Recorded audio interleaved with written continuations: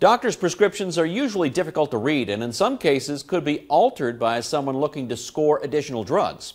Hospitals are now using simple technology to help prevent pharmaceutical fraud. Van Chu reports.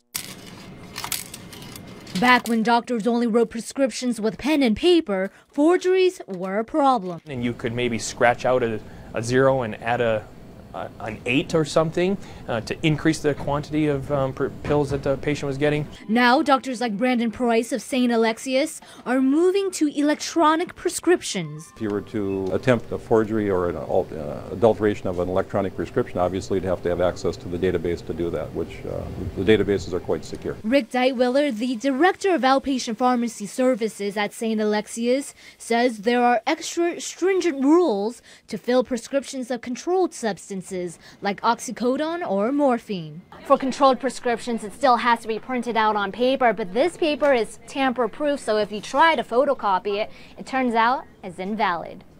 But even if you're not purposely abusing prescription medications, the Centers for Disease Control and Prevention reports that accidental overdose thefts have risen 300% since 1999. Electronic prescriptions processed through the national database SureScripts helps doctors keep track of multiple medications, even if they're prescribed by someone else.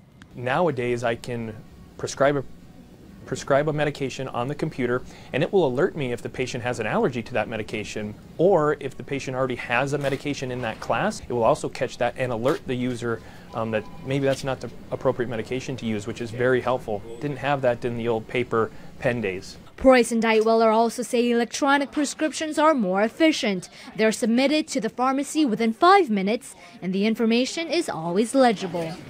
St. Alexius also participates in the North Dakota Board of Pharmacy Prescription Drug Monitoring Program to prevent doctor shopping and prescription fraud.